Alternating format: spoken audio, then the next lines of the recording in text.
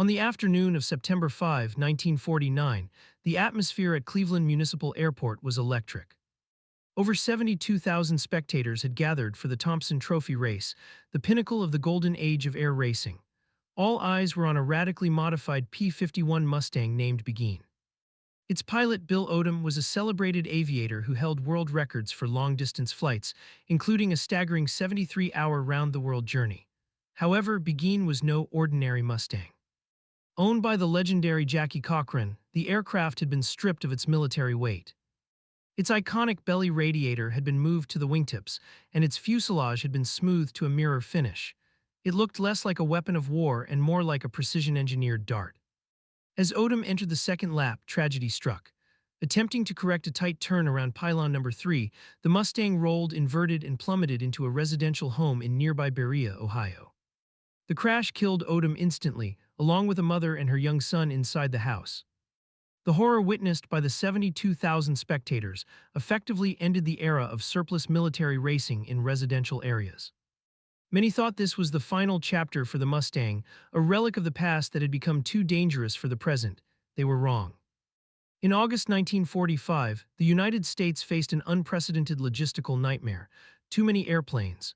North American aviation had churned out over 15,000 Mustangs at a peak rate of 100 per week.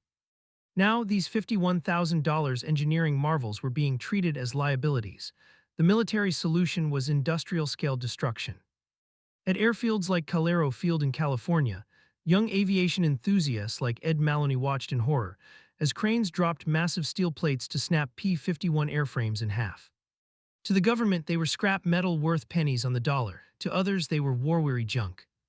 Mustangs were auctioned off for as little as $1,500, less than the price of a mid-range family car. While most were melted down for aluminum, some found their way into foreign hands. Under the Inter-American Treaty of Reciprocal Assistance, hundreds of Mustangs were sold to Latin American countries for a nominal price of just $1 per aircraft. The Swiss Air Force bought 130 of them to replace their aging fleet. Despite this, the consensus in the Pentagon was clear: the future belonged to the jet. The propeller-driven fighter was destined for the museum or the furnace. The death of the Mustang was interrupted on June 25, 1950, when North Korea invaded the South, the U.S. Air Force scrambled its new F-80 Shooting Star jets, but they immediately encountered a fundamental flaw. The early jets were fuel-hungry and required long, paved runways. In the rugged, cratered landscapes of Korea, these sleek machines couldn't loiter over the battlefield long enough to provide close air support. The Mustang, now redesignated as the F-51, was the only answer. It could operate from primitive dirt strips, carry a massive payload of 1,000 lb bombs and napalm, and stay over a target for hours. The Air Force desperately pulled Mustangs out of storage and offloaded 145 of them onto the USS Boxer, which made a record-breaking trans-Pacific crossing to get them into the fight. The war in Korea was brutal for Mustang pilots.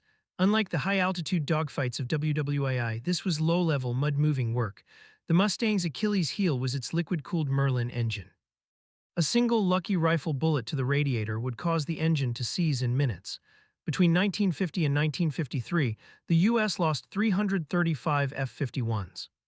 Yet the aircraft proved so effective that North Korean troops learned to fear the specific howl of its engine above all else. While the Mustang was fighting in the valleys of Korea, it was also securing the survival of a new nation, Israel. In 1948, Israeli agents bypassed arms embargoes by smuggling Mustangs in crates labeled as International Harvester Farm Combines. By the 1956 Suez Crisis, the Israeli Air Force used the Mustang for one of the most daring missions in aviation history. To sever Egyptian communications, Mustang pilots flew at treetop level, literally feet above the desert floor, using their propellers and wings as physical blades to cut Egyptian telephone wires. It was a suicidal display of precision flying that blinded the Egyptian command and allowed Israeli paratroopers to advance. This mission solidified the Mustang's reputation as a platform that could be adapted for almost any task, no matter how unorthodox. After the 1949 Cleveland disaster, air racing with surplus fighters vanished for 15 years. It returned in 1964 in the remote deserts of Reno, Nevada. Far from residential neighborhoods, the Mustang found a new life as a sports machine. Under the desert sun, pilots began pushing the airframe far beyond its original design limits. These unlimited class racers utilized highly specialized Merlin engines producing over 3,000 horsepower. Names like Voodoo, Strega, and Dago Red became household names for aviation fans. The Mustang wasn't just a veteran of the past, it was the undisputed king of the fastest motorsport on Earth. While the major powers transitioned to supersonic jets, one Caribbean nation stayed loyal to the Mustang longer than anyone else: the Dominican Republic. Starting in 1948, the Fuerza Aérea Dominicana FAD began acquiring Mustangs, eventually purchasing a large fleet from Sweden in the 1950s. These aircraft were not just museum pieces, they were the backbone of national security. Painted in vibrant colors with aggressive shark mouth nose art, they became symbols of the island's power. They saw action during the 1959 invasion attempt and the civil unrest of 1965. In a bizarre twist of history, the Dominican Mustangs were still flying frontline combat patrols in 1983, the same year the Space Shuttle Challenger was in orbit. When Cuban MiG-21s buzzed their airbases, the Mustang pilots simply hid their planes in hangars, knowing their propeller-driven warriors couldn't fight Mach 2 jets. But they remained operational until 1984. By the time they were retired, the Mustang had served the Dominican Republic for 4 decades, a world record for the type. July 1969 provided the Mustang with its final, most cinematic combat chapter, the football war between El Salvador and Honduras. Tensions over land reform and immigration boiled over during a 1970 World Cup qualifying series. What started as riots in the stands turned into a full-scale invasion. This conflict is legendary in aviation circles because it featured the last-ever dogfights between piston-powered fighters. El Salvador deployed modernized Cavalier Mustang IIs, upgraded versions with wingtip fuel tanks and strengthened wings. On the other side, Honduras flew the F-4U Corsair.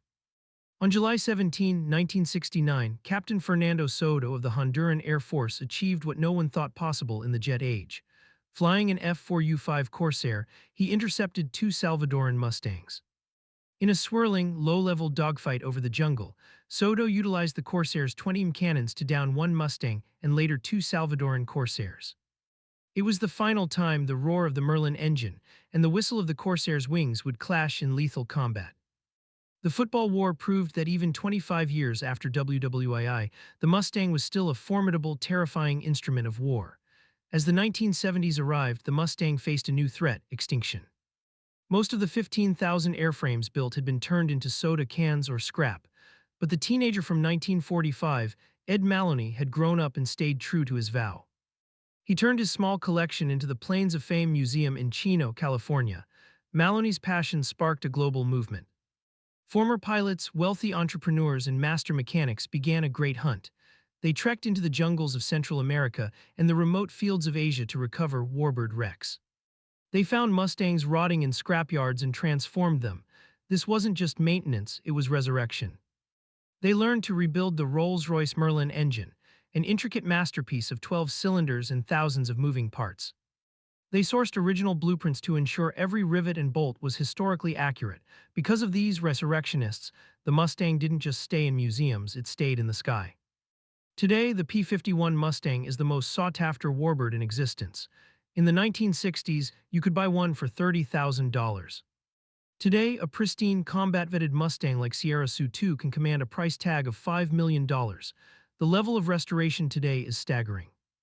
When Sierra SU-2 was restored in 2014, the team ensured that almost every component, from the radio to the armor plating, was original 1944 stock. These aren't just planes, they are flying time machines. Hollywood has also kept the legend alive. When Tom Cruise filmed Top Gun: Maverick, he didn't use a CGI plane for the final scenes.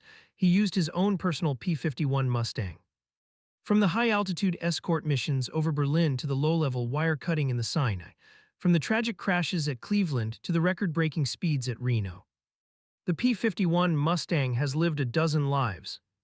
It was designed in just 102 days to be a temporary solution, yet it has outlived its designers, its factories, and most of its pilots. The story of the P-51 Mustang after WWII is a story of adaptation. In Korea, it proved that old technology is often more reliable than the new. In Israel, it showed that a fighter could be a precision tool, the wire cutter. In Reno, it became the ultimate racing machine, pushing the limits of physics. In the hands of collectors, it became a piece of living history. The sound of a Merlin engine at full throttle is more than just noise, it is the heartbeat of the 20th century. Machines are usually built to be used and discarded, but the Mustang is different. It flies today because we refuse to let the greatest fighter ever built disappear from the clouds.